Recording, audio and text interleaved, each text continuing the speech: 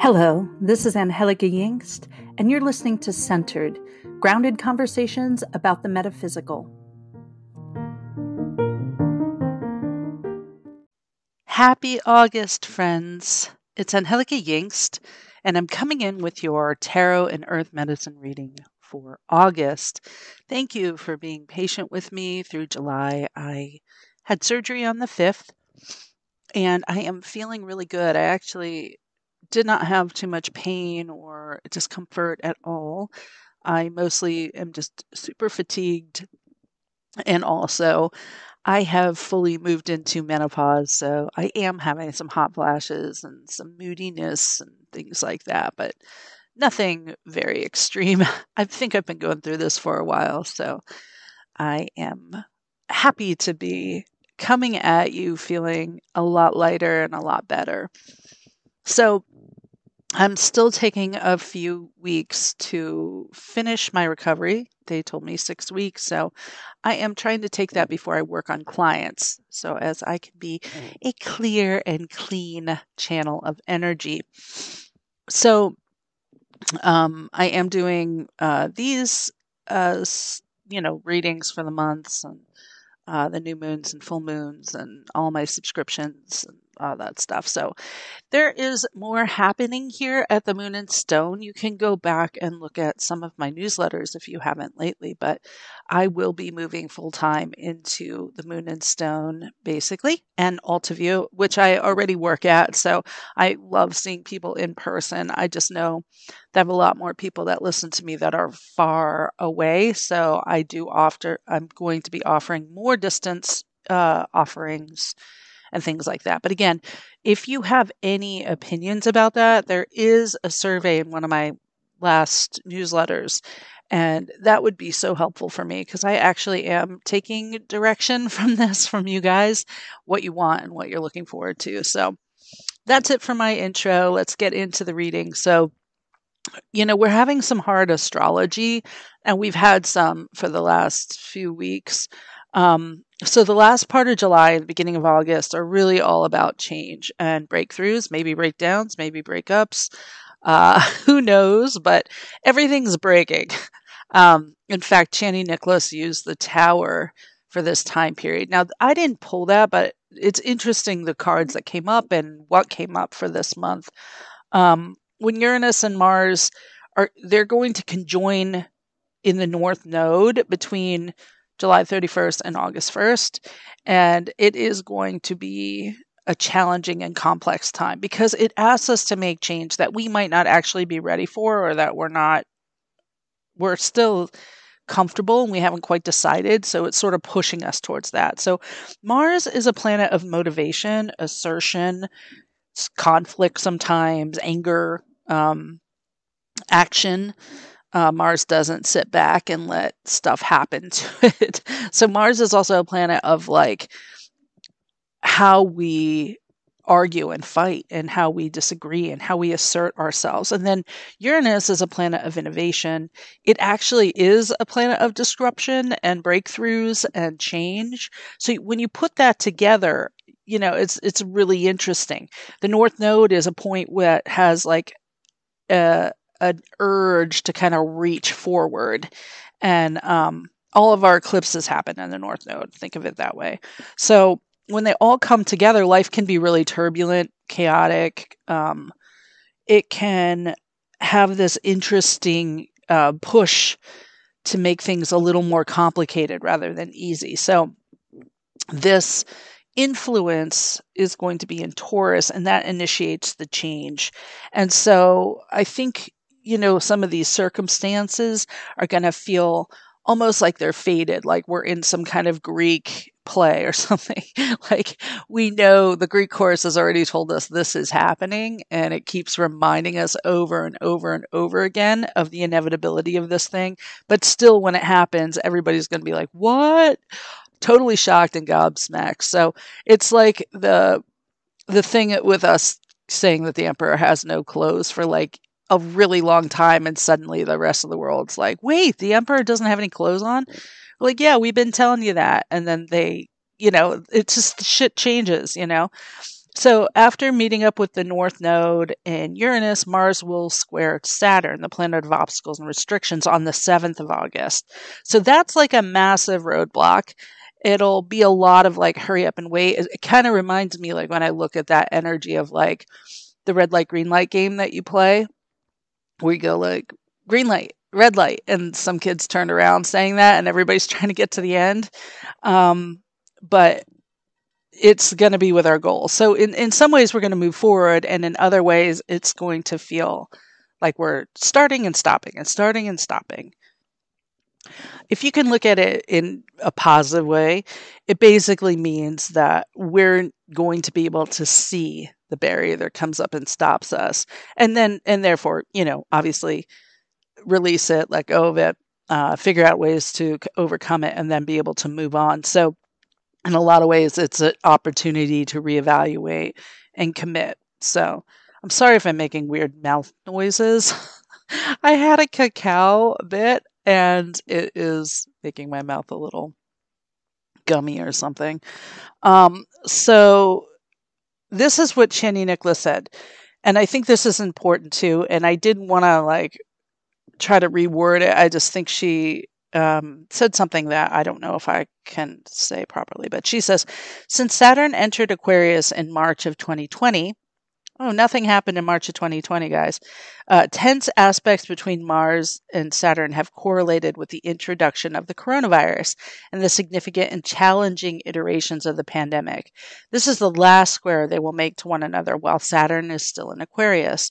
It's a kind of disturbing finale with the variant strains of COVID and the added spread of monkeypox, which was just labeled as a global health emergency. It's clear that this moment brings with it an abundance of caution and the need to move thoughtfully through the world with copious amounts of care. If Saturn teaches us anything, it's that healthy boundaries are a major part of how we show up for one another. So I thought that was important, and just kind of keeping that in the back of my mind, knowing that this isn't like, prediction or anything. It's just, hey, Chani Nicholas has noticed these trends at this same astrological junction. Okay, so Mercury enters Virgo August 4th, and it enters Libra on August 25th. So this gives us an interesting layout for working on our communication and communicating our needs. Virgo is precise. It tries to be perfect, and it has a lot of anxiety because of that. But in some ways, this is the best kind of placement for talking, because it tries, to plan out and really make communication important. The planet of love and money, Venus, enters Leo on August 11th. And basically, it's, an interesting... I love Leo, and Leo and Venus is really passionate, and I don't know. It's going to be good, I think. And then Mars is in Gemini on August 20th. And so that is just saying, like, when Mars is in Gemini, basically your fighting style becomes very verbally assaulting and overwhelming. Okay. So just be careful, hold back if you can. And it's going to be in Gemini until 2023, March 2023. And it's going to be in retrograde starting in October, but it just gives us a lot of time to figure out how to express our anger and assert ourselves and keep boundaries. Of course, this month, the sun shifts into Virgo on August 22nd, and Uranus starts a 5-month retrograde journey in Taurus starting on August 24th, which is basically will kind of hold back change and growth. So it's kind of saying, let's look at everything right now. And there's a new moon in Virgo on August 27th, and that's wonderful because it helps us to set intentions for our earthly concerns with our jobs, and how to kind of make precise decisions or honest decisions that makes our life better. So that's kind of the astrology for this month. I think, one of the things that I find very, very helpful is thinking about what can we do with this information that we get. And I think there is a kind of sense that like August is a doing month. It is an abundant month. We get ready, we prep, we do all that stuff. Some of us go on vacation, but a lot of us, because we know we're prepping for the fall, which gets super busy, especially September. And so, what we should do with this astrology is maybe not overschedule. How about underschedule yourself and try some like self-care meditations, sitting still with discomfort in uncomfortable situations, using the small dream time that you might have to do some work and asking like questions of our higher self and our guides in dream time. And then, I think one of the other things that we always have to say is, learning how to prioritize self-care is valuable at any part in any juncture of the astrological forecast for the year. But when we have some difficult transits and stuff like that, it can be invaluable. So that's part of the reason why when we do it all year, it doesn't become like a big thing. Like, I don't even know how to rest. We have rested. We know how to do that. So let's look at the tarot and earth medicine for the month. For our tarot of the month, the Eight of Cups comes in. This is the moving on card, or some people say the moving on up card. But the Eight of Cups is a minor arcana card in the suit of cups. And this is a card of finding balance. So my mentor is Pixie Lighthorse, and Hibiscus Moon, but Pixie Lighthorse was my earth medicine teacher, and I worked with her for a good 8 years, I think. At any rate, one of the things that Pixie always says, and I have carried this with me even when I do circles, is know what you need, ask for what you want. Okay. And she used to say that to us all the time. Know what you need, ask for what you want in the beginning of circles. So if we were like, I really need some reassurance right now, she would stop circle and help that person. So this is a really interesting part of the Eight of Cups because we're balancing aspects of the self and the emotional being with the outside world. So in the Rider-Waite-Smith deck, and I think if you can pause and pull out your Eight of Cups because I think seeing it might be helpful. It's just a really deep card. It has a lot of symbolism. So it shows in the front of the card, 8 cups stacked up. And it almost looks like one of Pixie, I don't mean Pixie Lighthorse, I mean Pamela Coleman Smith, so we call her Pixie Smith. Pixie's drawing here has almost a stage in the front with all the cups lined up. And it shows the 8 cups stacked up, 5 on the bottom, 3 on the top, but there's 2 on one side and 1 on the other. So it either looks like there's a cup missing, or it's like, why is this not symmetrical? And it's in the foreground, okay? In the background, what you see is a man dressed in red walking away. So you see the back of him. So I guess it could be a woman, but let's call them they. I'm just kidding. They are walking towards the mountains, and it's dark out, okay? But in the sky is both the sun and moon together. So it's like the crescent sun and the moon's coming in. Almost looks like an eclipse, which is how most tarot people see it. But we don't, obviously we don't quite know. It just has a lot going on, let's put it that way. So this person's walking over water. They walked over a stream or something, and they're going into the mountains. Now, when we see someone dressed in red, we usually associate that with wealth. Okay, that means they're wealthy. So then why is he leaving? Why is he going out into the woods? He has nothing with him. He has packed nothing. It's just his red suit. So why is he doing that? So a lot of the tarot writers, the people who kind of started writing books about it, were suspicious of wealth. They were suspicious of worldly things. They were spiritual people. They were looking for spiritual explanations for things. So this is an important part of this. They felt like everyone's craving this thing that is craven. They were craving a thing that was craven. I thought that was funny, but basically, they thought they were idiots, like anybody who craves wealth is an idiot because it's impermanent. And so you see this lesson shown over and over and over again.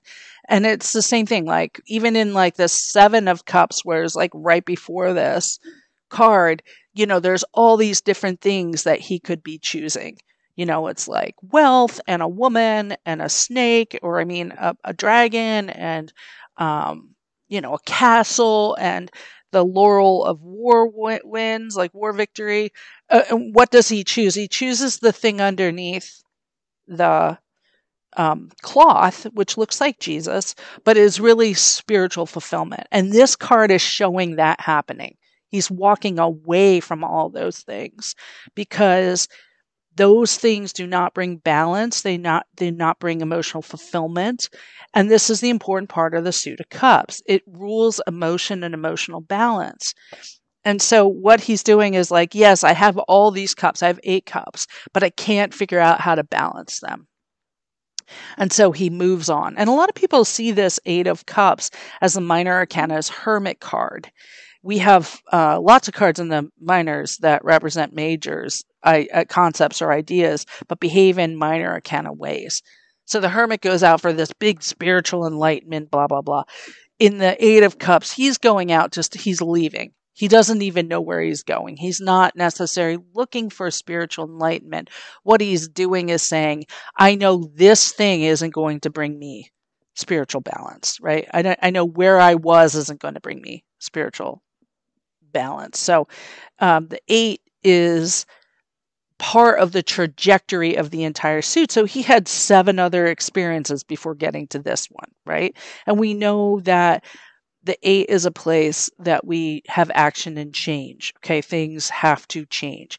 And the next card that comes up is the wish fulfillment card, the 9 of Cups. But he can only get there after leaving unhealthy, toxic, or draining situations.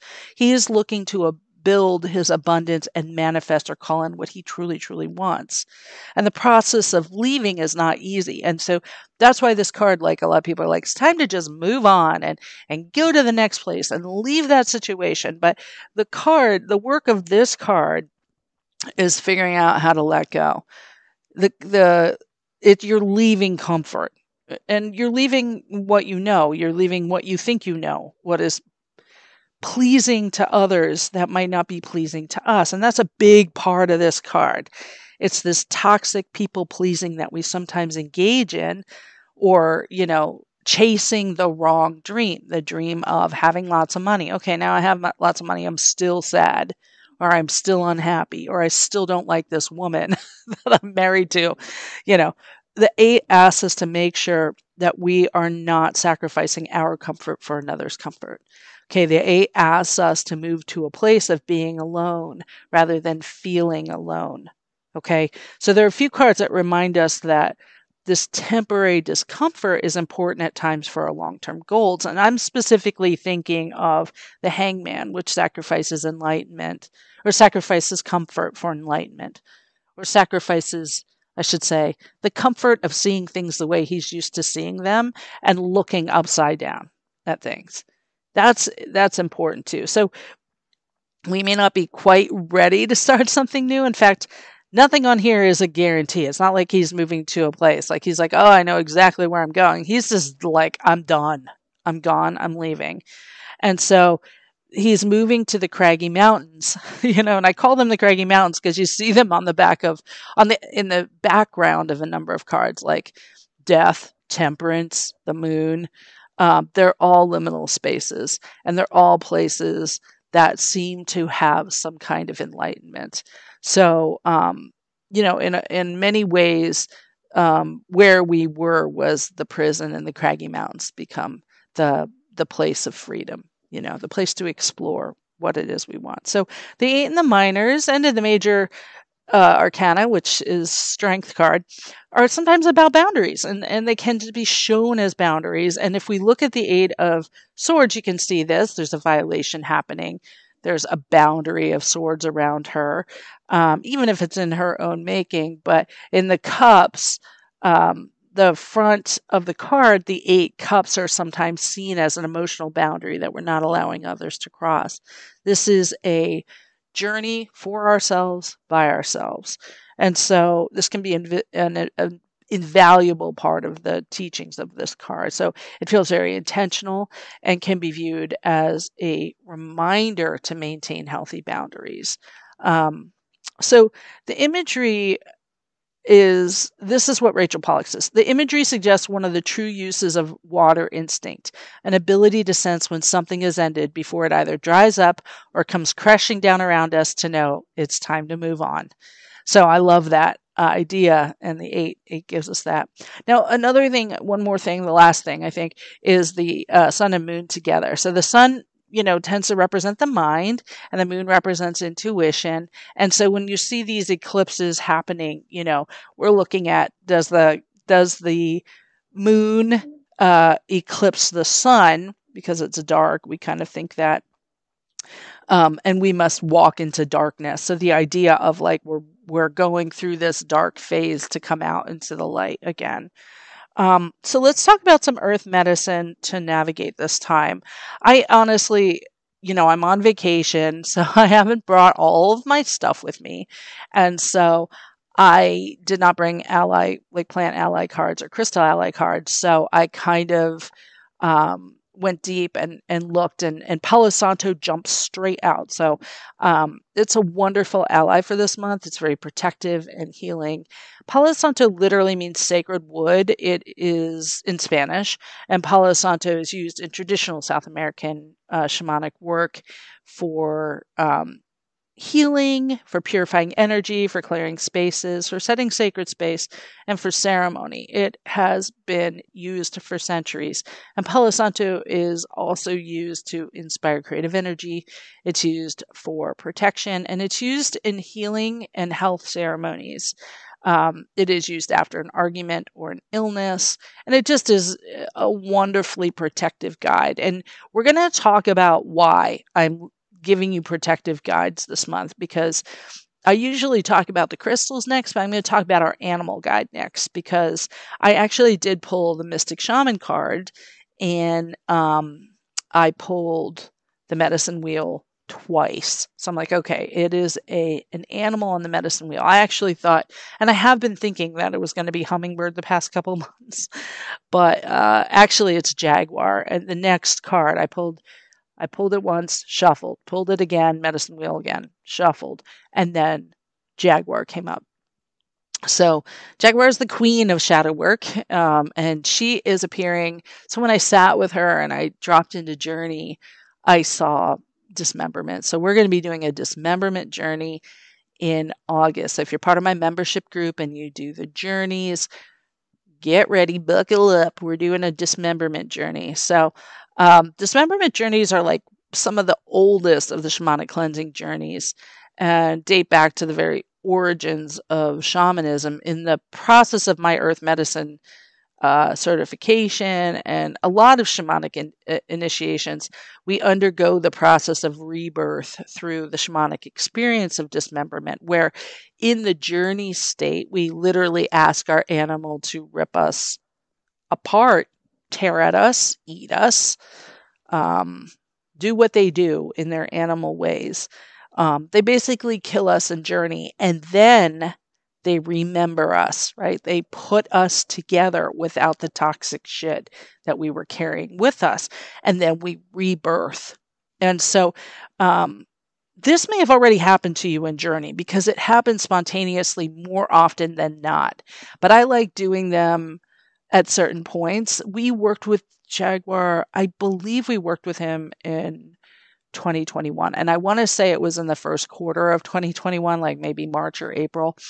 And we worked with the Hierophant. This is going to be a different jungle journey into the lower world for dismemberment. So it is going to be a little different. I'm not saying it's not going to be similar, but I think you'll have a different experience. You can do the same journey every single month and have a different experience. So there's that too.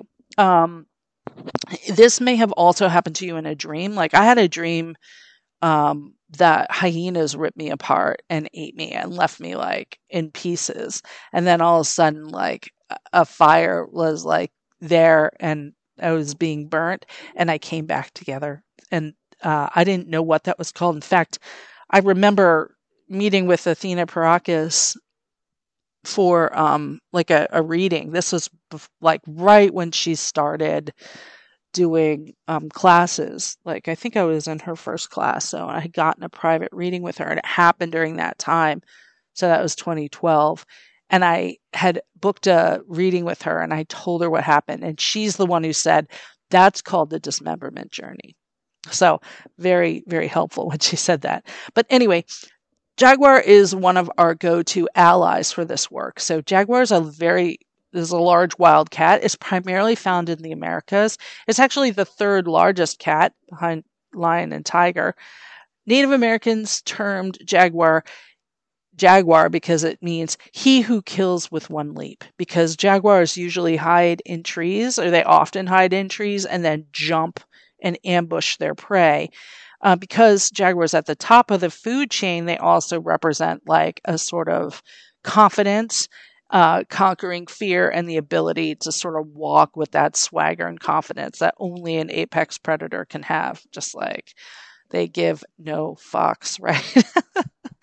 Jaguar attacks the head of the prey, and this kind of fuels the theory that jaguar understands the mind and helps us to like pull out when we're too much in our head. So if you are doing a dismemberment journey, notice where the jaguar is eating you first. If it's the head, then we're getting out of our head, right?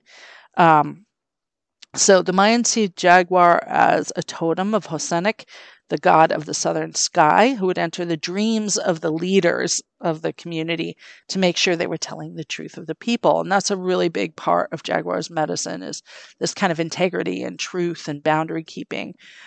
In lower Americas, jaguar is seen as a god that inhabits the underworld and is called the night sun. And that's, part of the night sun is that the spots of the jaguar are seen as stars that help overcome darkness. In a lot of this like medicine, when I'm talking about jaguar and talking about the spots, we can use black panther as well. Black panther is the same animal as jaguar. It just is melanated, it's dark.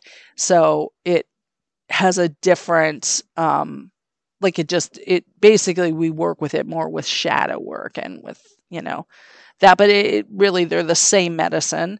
And you can work with either, whatever you're most comfortable with or whatever comes to you. In the Mayan ruins, jaguar is only second to the revered feathered snake of Quetzalcoatl. And I love jaguar. Ancient Greeks saw jaguar as a symbol of the giant Argos of 1,000 eyes, who is a watchman appointed to guard Io when she was the nymph Io, who was transformed into a cow so she could have an illicit affair with Zeus. And then the infant Roman god of agriculture, wine, and festivities, Bacchus, was nursed by panthers.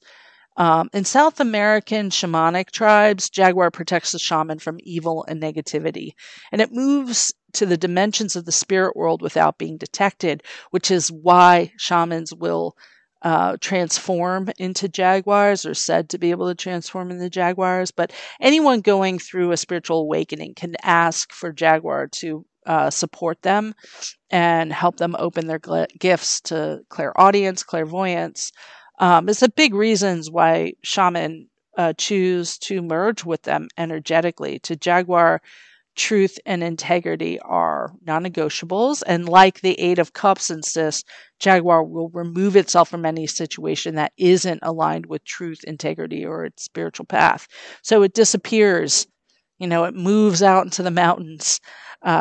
So jaguar is a perfect power animal for healers, as it helps shaman perceive disease and remove unwanted energy and attachments. And you can use jaguar to remove cords, to remove energy bubbles from the energetic system, doing energy surgery, or of course dismemberment.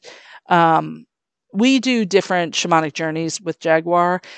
So we're going to be doing dismemberment, like I said, for our monthly journey, but you can do embodiment or shape-shifting into jaguar, which are also both shamanic initiations, and they can be really powerful medicine. I don't think I'm going to be teaching that, but I don't know. I might. If you're hitting an emotional bottom or experiencing a kind of dark night of the soul, Jaguar reminds you not to resist that process, that's where the spiritual wisdom is. So Jaguar can help you assimilate wisdom and develop clarity. So our crystal allies then for the month are the go-tos for dismemberment journeys, shadow work, and shamanic work. Okay, so, and I did pull these. I used my deck actually, which I have a crystal associated with each one. So that was really fun to do too. And I might do that every time. I don't know. So selenite was the first one that came up. Now, selenite is a crown chakra stone. It cleanses the aura. It helps purify. It's used a lot on the crown chakra, but can be used on any chakra. A long natural selenite wand can be placed on the spine for alignment. Now, if you only have satin spar, which is generally what's sold as selenite, use that. They work very similarly and all the same medicine. So the clarity of regular selenite can be really nice. So let's see. Oh, sorry, I lost my spot. Smaller selenite wands are good for gridding homes. You can hold pieces, one on each hand, during meditation or during a healing session. They're just wonderful to use. You can open portals with them. You can cleanse your energy field, wipe out the aura. Crystal healers love selenite. We use it a ton in our work because it's a powerhouse, and I'm serious. It really is unbelievably powerful. And a lot of people dismiss it because it's so easily found, and you can really pick it up almost anywhere. But yeah, it's really great. Black tourmaline is our next one, and I swear I did not make this up. I pulled it, but black tourmaline is incredibly protective. If I were going to make it up, it would be this. It's an important ally for shadow work because it's so protective. When we're in the phase of doing deep work like shadow work or dismemberment or cord cutting or energy surgery, our energy is very vulnerable. We have to think of it as like we have like molted our skin. And so black tourmaline is great because it's like an energetic bouncer. It only lets cool kids into your club, and that's good. It just lets that good energy in, or it transforms it to neutral, so that you can process it easily. Black tourmaline probably remains my most important ally in protection work. It is grounding. It protects from EMF or extremely low electromagnetic frequency, ELFs, okay?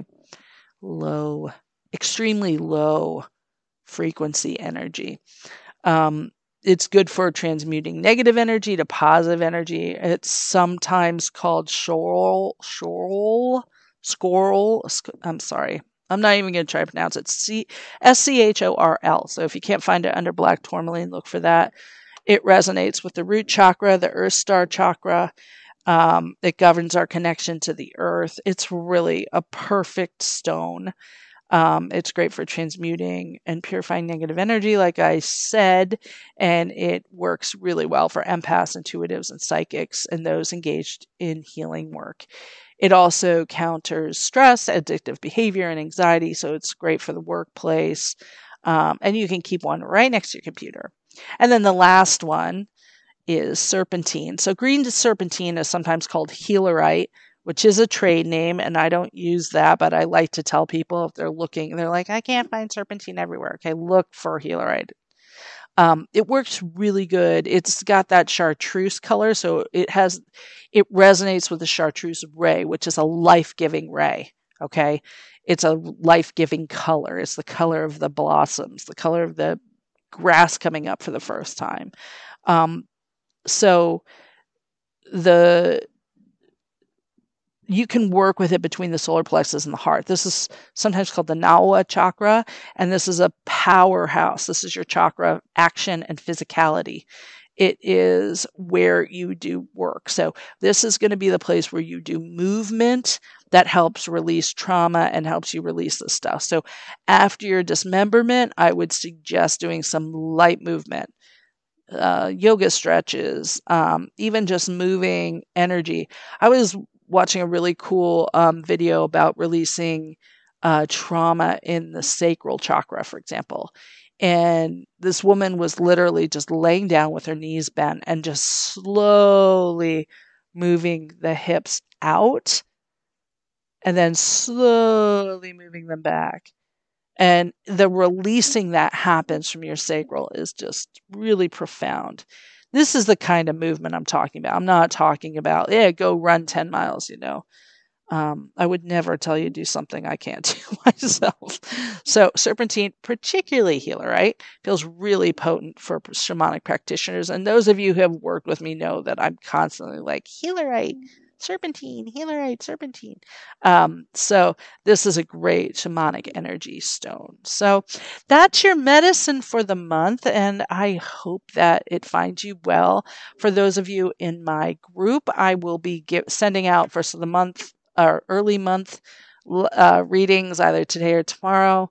I'll be doing shamanic journeys by the 10th, and I will see you in the group. I am going to be back from my vacation in a couple days.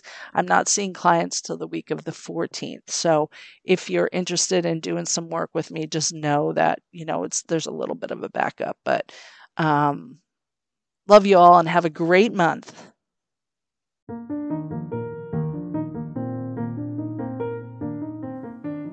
Thanks for listening to Centered with me, Angie Yingst.